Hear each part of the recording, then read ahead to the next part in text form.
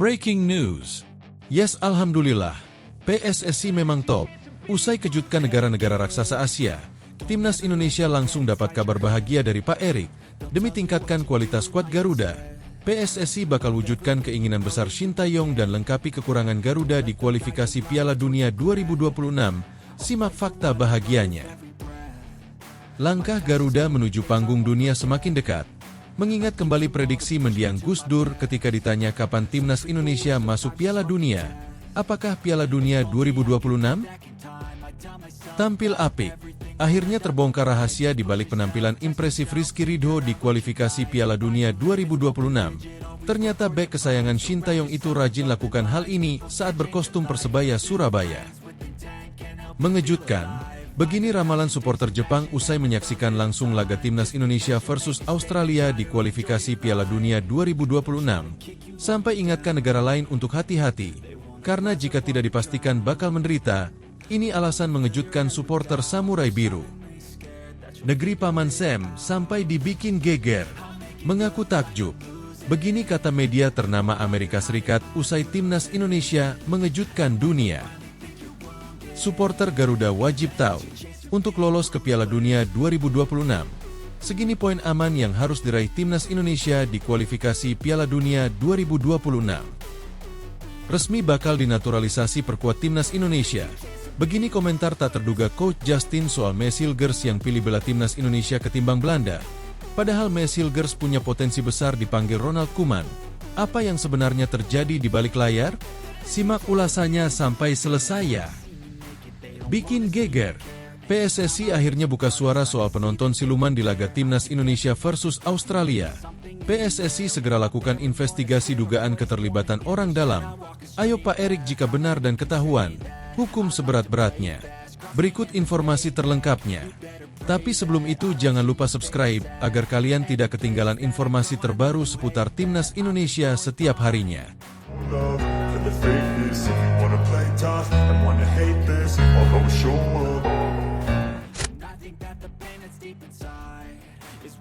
Timnas Indonesia mendapat sejumlah angin segar usai laga melawan Australia di kualifikasi Piala Dunia 2026, salah satunya dari Ketum PSSI Erick Thohir yang bakal meningkatkan kualitas skuad Garuda. Pasca laga menghadapi Australia, Selasa, 10 September 2024, lalu, Erick Thohir menyebut akan membawa dua pemain baru Eliano Reijnders dan Meeshilgers ke Timnas Indonesia untuk pertandingan selanjutnya. Menurut Erick, kehadiran dua punggawa tersebut dapat membuat pertahanan dan serangan balik skuad Garuda menjadi lebih baik lagi. Kita banyak bertahan, ataknya belum maksimal. Mungkin nanti dengan perlu latihan dan penataan pemain seperti Eliano, mungkin counter ataknya bisa lebih bagus lagi, kata Erick. Kalau Meeshilgers, saya rasa kekuatan defense kita tambah lagi. Jadi ya kita coba perbaiki setiap bulan. Erick mengatakan proses naturalisasi dua pemain tersebut telah mencapai tahap akhir. Pak Menpora sudah tanda tangan, Mensesnek sudah tanda tangan, Pak Presiden besok tanda tangan, nanti tinggal proses di DPR supaya Oktober tanggal 15 mereka bisa memperkuat Indonesia untuk pertandingan di luar negeri di Bahrain dan di Cina, ujar Erick.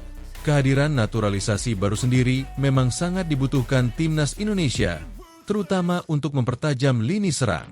Hal tersebut bahkan disampaikan sendiri oleh Shin Tae-yong, di mana sang pelatih mengakui masih butuh dua pemain naturalisasi di sektor depan. Kemungkinan, menurut saya, ini kemungkinan, dua pemain naturalisasi lagi sebagai tambahan, ucap Shin Tae-yong dalam wawancaranya bersama Exco PSSI, Arya Sinulinga di channel YouTube PSSI, Kamis, 5 September 2024. Memang posisi striker yang sangat dibutuhkan saat ini. Mungkin akan dua penambahan untuk posisi tersebut, jawab Shin Tae-yong. Sementara itu pada pertandingan menghadapi Australia kemarin, skuad Garuda berhasil menahan imbang tim yang berada di peringkat 24 FIFA itu dengan skor 0-0. Dengan hasil ini, Timnas Indonesia pun masih berstatus belum terkalahkan di kualifikasi zona Asia putaran ketiga dan mengemas 2 poin dan berada di urutan keempat klasemen.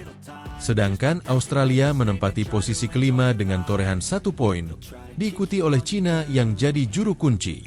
Sementara itu, Arab Saudi mampu naik ke peringkat 2 sementara grup C setelah menaklukkan Cina dengan skor 2-1 di Stadion Dalian Suoyuan, Dalian, Selasa.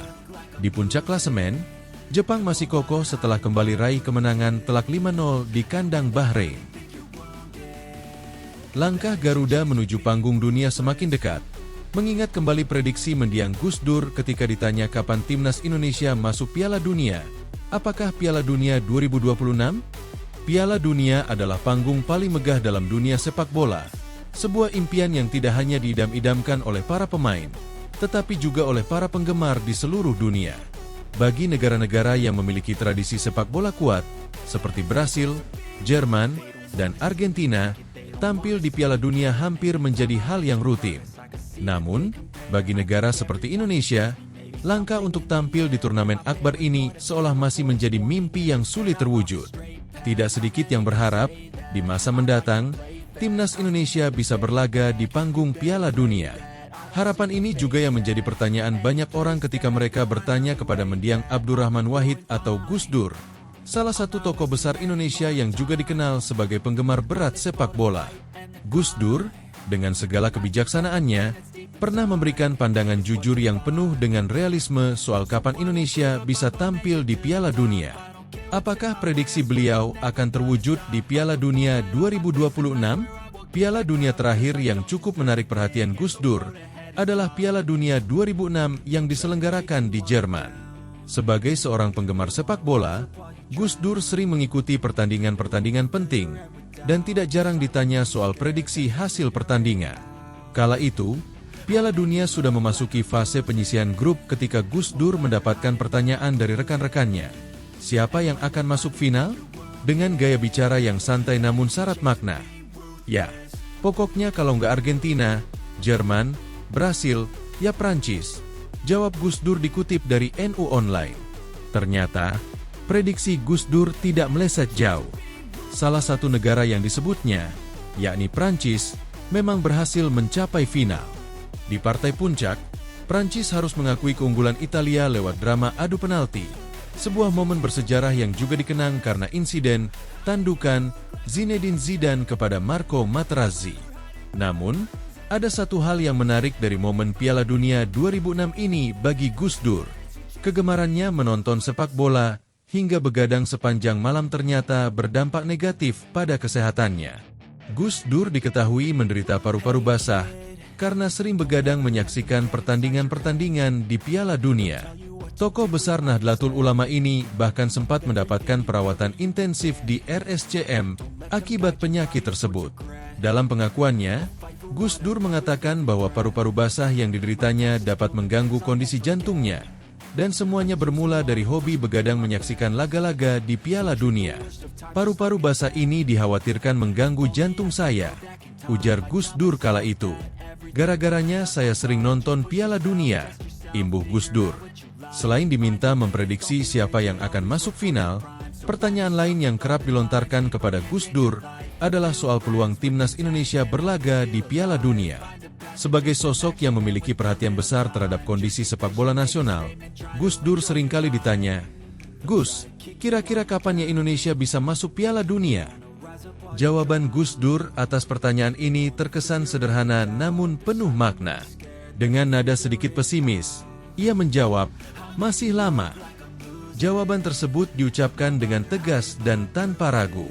Bahkan ketika ditekan lebih jauh dengan pertanyaan, "Berapa tahun lagi?" "Gus, 20 tahun lagi."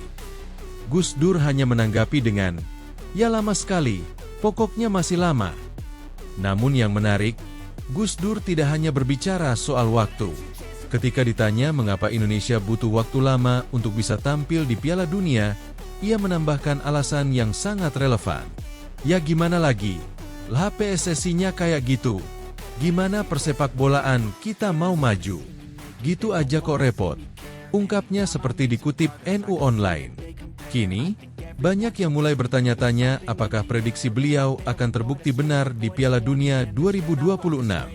Dengan berbagai perkembangan yang terjadi dalam sepak bola Indonesia, optimisme untuk melihat timnas Indonesia tampil di pentas dunia memang mulai tumbuh seiring tren positif skuad Garuda di putaran ketiga kualifikasi Piala Dunia 2026. Namun, tantangan untuk mewujudkan mimpi tersebut masih sangat besar.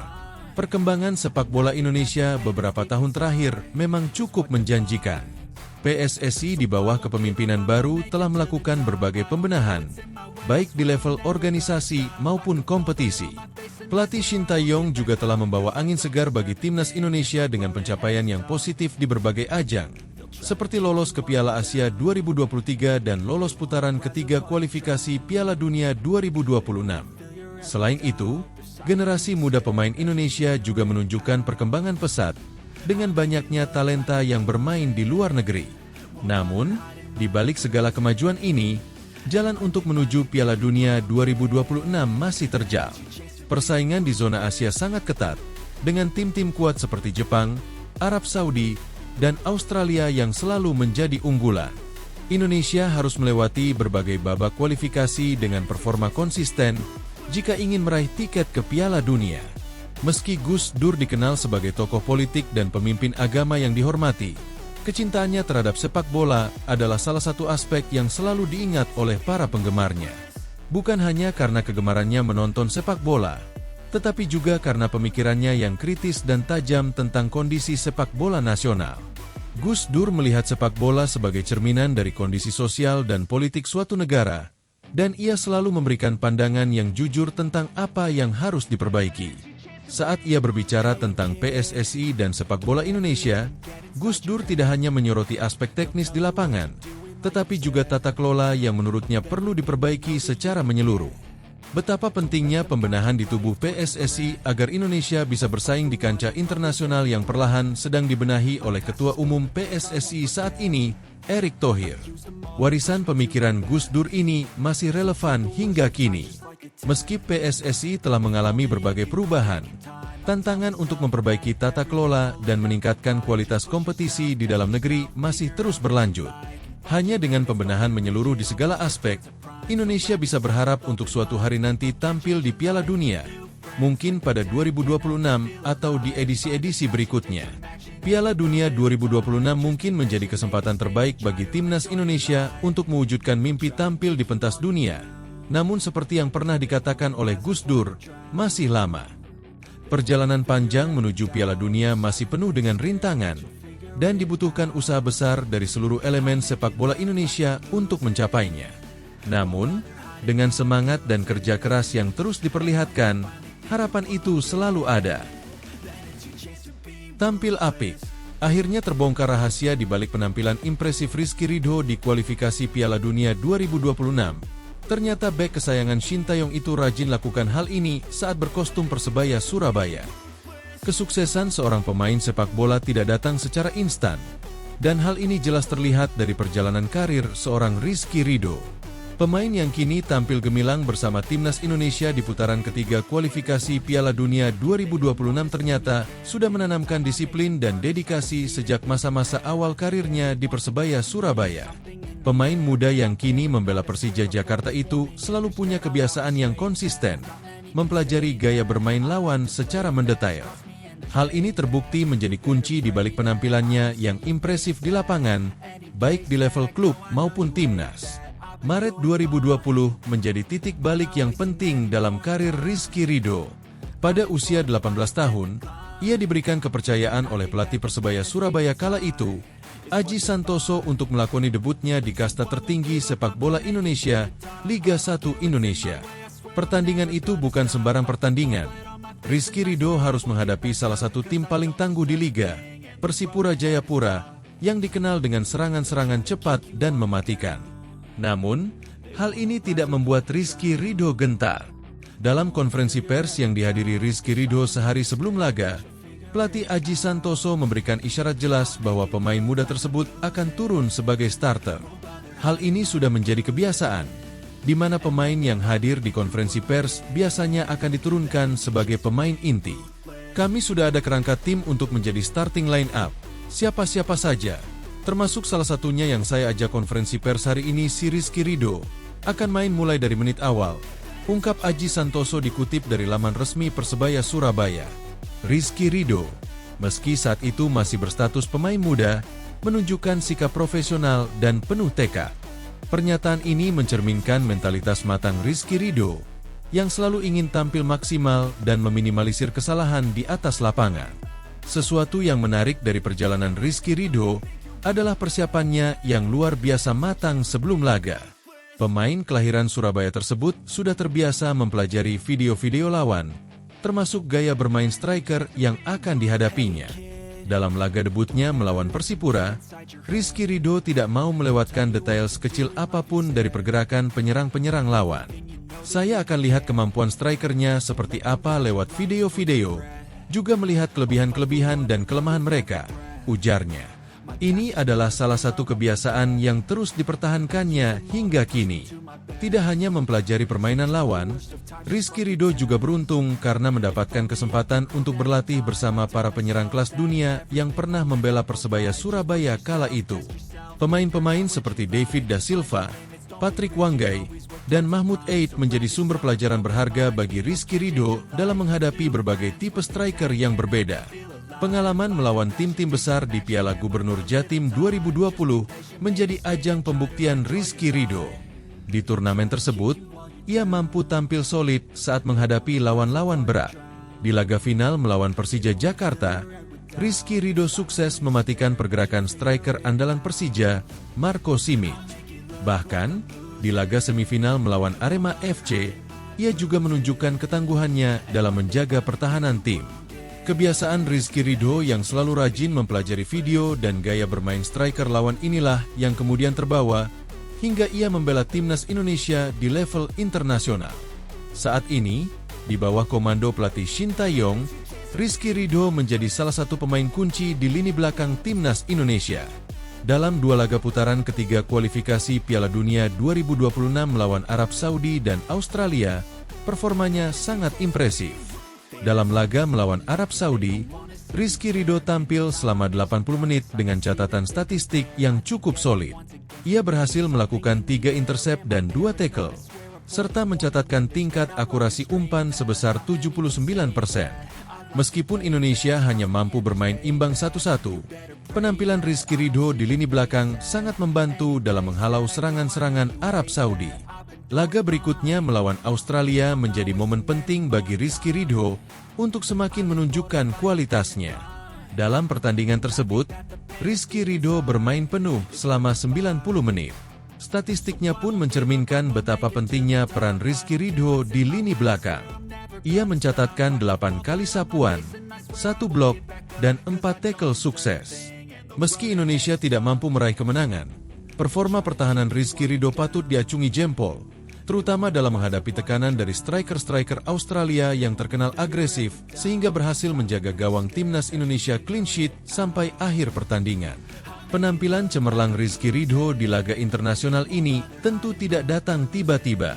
Kebiasaan mempelajari lawan dan meningkatkan kemampuan di setiap pertandingan sudah menjadi bagian dari rutinitasnya sejak masa-masa awal di Persebaya Surabaya.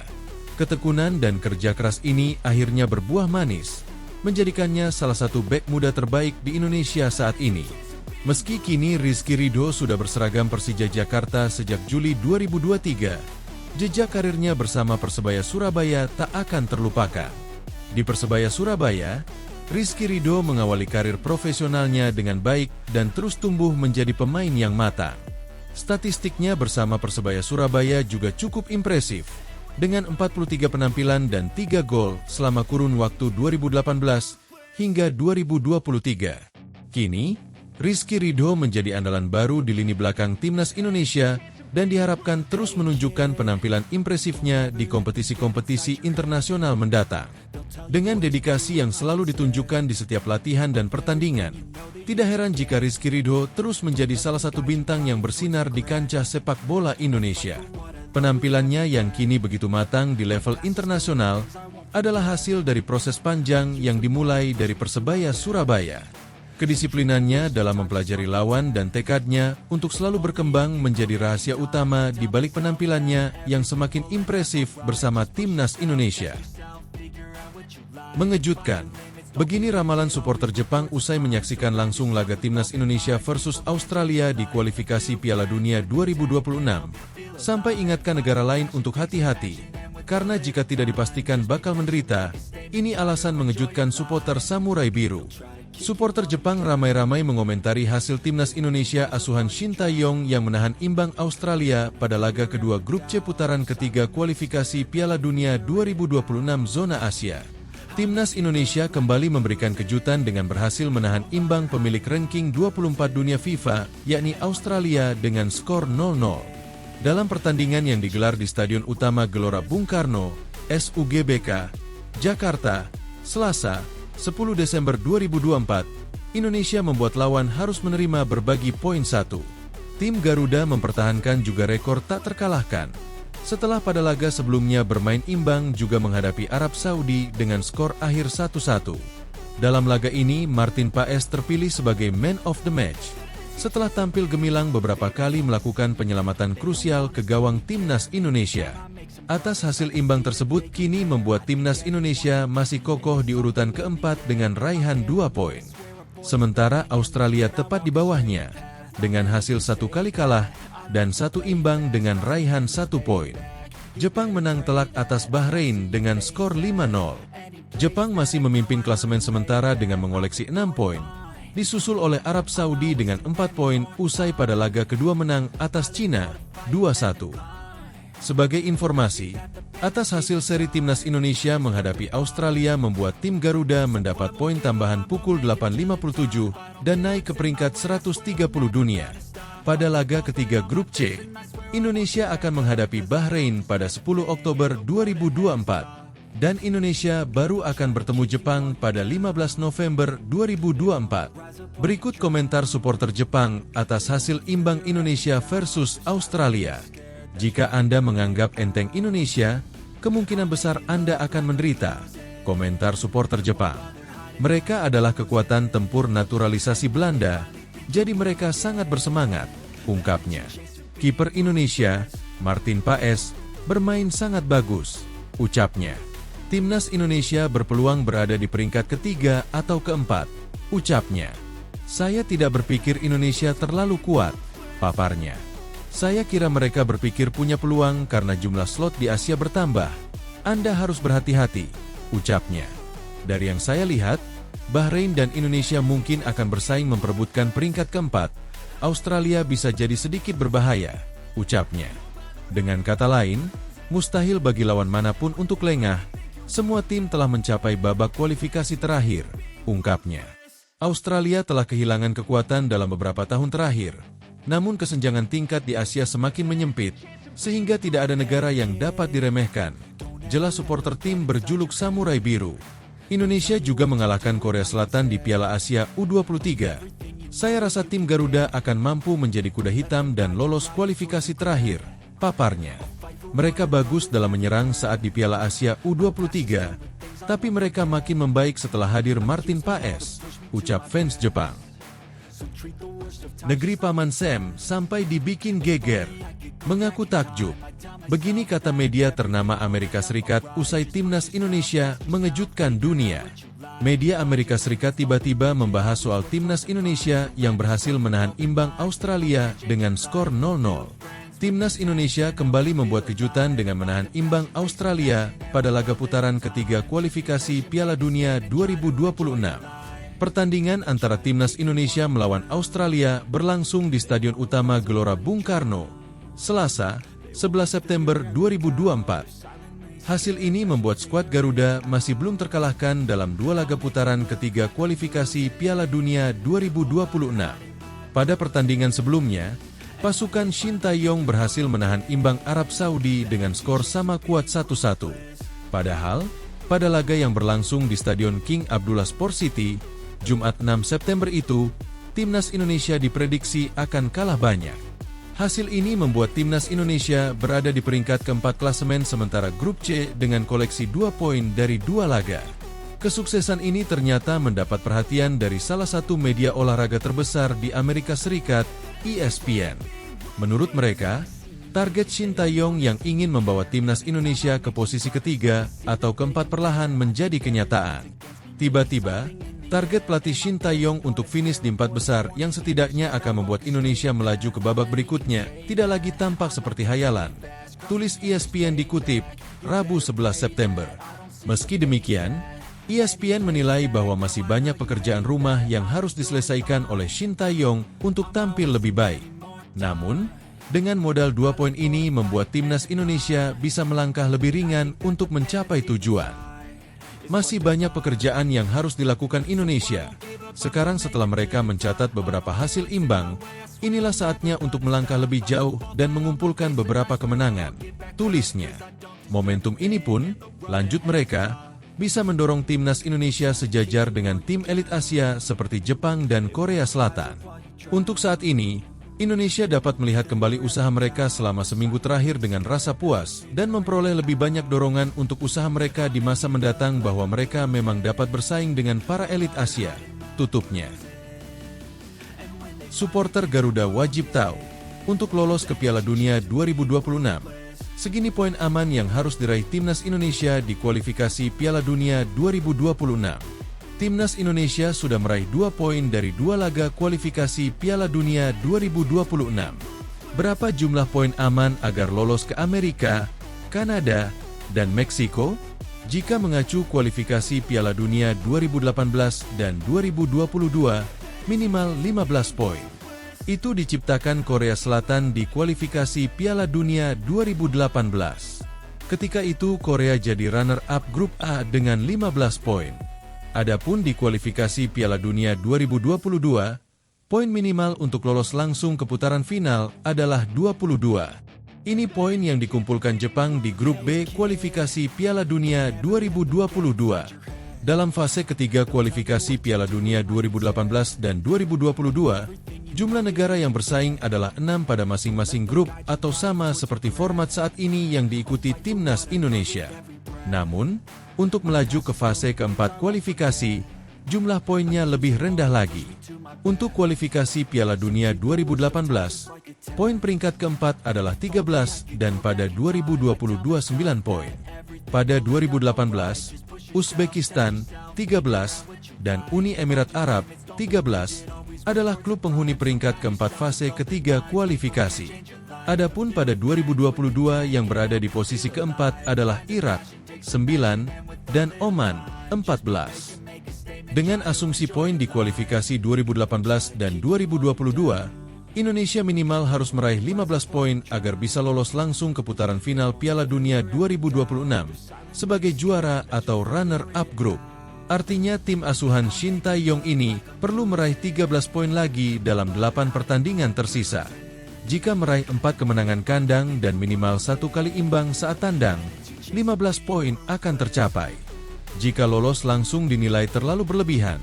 Lolos ke fase keempat kualifikasi dengan menempati posisi ketiga atau keempat grup lebih realistis untuk digapai Indonesia.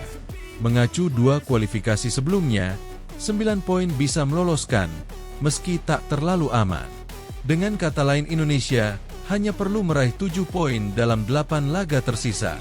8 laga tersisa Indonesia adalah tandang ke markas Bahrain dan Cina pada Oktober, lalu menjamu Jepang dan Arab Saudi pada November, lantas tandang ke Australia dan menjamu Bahrain pada Maret 2025.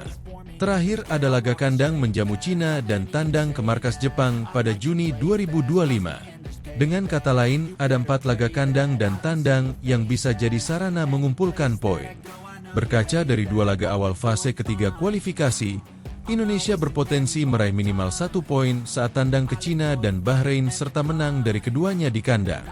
Untuk 4 laga tersisa lainnya, bisa meraih 1 poin atas Jepang dan Australia serta Arab Saudi rasanya sudah pencapaian bagus. Kualitas Indonesia masih di bawah 3 negara ini. Dengan kata lain, ada 8 poin yang berpotensi diraih dari Cina dan Bahrain. Anggap saja kemudian kalah dari Jepang, Arab Saudi, dan Australia di laga tersisa, 10 poin berhasil diraih. Dengan poin ini, Indonesia berpeluang menempati peringkat ketiga atau keempat grup C. Namun ini tergantung juga dari perolehan poin tim-tim lain, utamanya Arab Saudi, Australia, dan Bahrain. Resmi bakal dinaturalisasi perkuat timnas Indonesia. Begini komentar tak terduga Coach Justin soal Mesilgers yang pilih bela timnas Indonesia ketimbang Belanda. Padahal Mesilgers punya potensi besar dipanggil Ronald Koeman. Apa yang sebenarnya terjadi di balik layar? Simak ulasannya sampai selesai ya. Pandit senior sekaligus komentator sepak bola nasional, Coach Justin memberikan pandangannya soal calon pemain naturalisasi timnas Indonesia, yakni Mees Hilgers.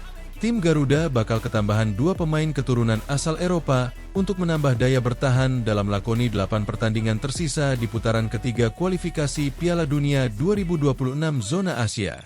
2 pemain keturunan tersebut adalah Mees Hilgers dan Eliano Reijnders. Mereka sedang melaksanakan proses naturalisasi setelah resmi diumumkan oleh PSSI. 2 nama yang sudah tidak asing dan telah lama dinanti oleh penggemar timnas Indonesia. Kabar itu dikonfirmasi langsung oleh Ketua Umum PSSI Erick Thohir yang mengunggah kebersamaannya dengan Mees Hilgers dan Eliano Reijnders. Kehadiran Mees Hilgers dan Eliano Reijnders menjadi angin segar bagi timnas Indonesia yang membutuhkan amunisi tambahan untuk melakoni kualifikasi Piala Dunia 2026. Mees Hilgers bermain untuk FC Twente dan tampil cukup baik di Eredivisie sebelum cedera menghentikannya hingga dia tak mendapat panggilan Belanda di kualifikasi Euro U21.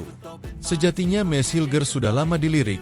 Shin Tae-yong jatuh hati atas kemampuan dari Mees Hilgers. Namun saat itu kesulitan untuk melakukan proses naturalisasi ke pemain FC Twente, klub divisi pertama Liga Belanda. Selain Mees Hilgers, pemain naturalisasi lainnya yang baru resmi memilih tim Indonesia adalah Eliano Reijnders. Eliano Reijnders merupakan adik dari Tijani Reijnders, gelandang yang baru bermain untuk Belanda di Euro 2024. Eliano Reijnders bermain untuk PC Zwolle dengan posisi sebagai midfielder dan winger. Mees Hilgers dan Eliano Reijnders diperkirakan akan dipanggil ke timnas Indonesia pada sesi latihan Oktober mendatang.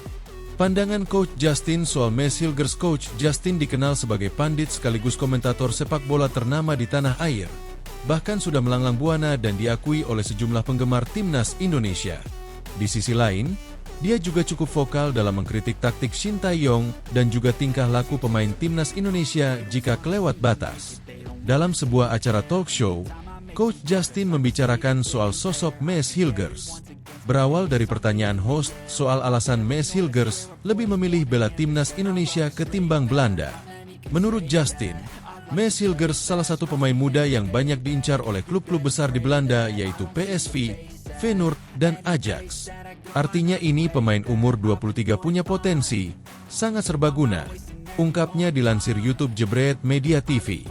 Justin sendiri mengaku terkejut atas keputusan Mees Hilgers mau dinaturalisasi untuk berseragam timnas Indonesia. Gua juga kaget dia mau kesini. Feeling gua dia akan memilih Belanda karena dia udah nempel lah sama timnas Belanda, terangnya. Tetapi, menurut pandangan Justin, mungkin Mees Hilgers melihat pesaingnya di posisi bek tengah. Ada nama besar-besar seperti Virgil van Dijk, Matthijs de Ligt, Jurrien Timber, Mickey van de Ven, Jan-Paul van Hecke, dan Nathan Ake. Terdapat 6 slot pemain berposisi bek tengah untuk memperebutkan 2 posisi di skuad timnas Belanda. Gua jadi Mees Hilgers juga mikir, kayaknya susah nih, jelas Coach Justin. Di sisi lain, Coach Justin juga menerima soal alasan Mees Hilgers mau bela timnas Indonesia lantaran pengaruh besar dari keluarganya dari Indonesia. Mungkin itu benar ya, tapi feeling gue ada pertimbangan soal bersaing 7-8 center back yang levelnya sudah di atas dia, pungkasnya. Bikin geger, PSSI akhirnya buka suara soal penonton siluman di laga timnas Indonesia versus Australia. PSSI segera lakukan investigasi dugaan keterlibatan orang dalam. Ayo Pak Erick, jika benar dan ketahuan, hukum seberat-beratnya. Anggota Komite Eksekutif, Exco, PSSI Arya Sinulinga buka suara soal adanya penonton siluman, alias mereka yang masuk ke dalam area Stadion Utama Gelora Bung Karno, SUGBK, Jakarta tanpa tiket di tengah pertandingan. Federasi bakal mengusut dan menginvestigasi kasus tersebut.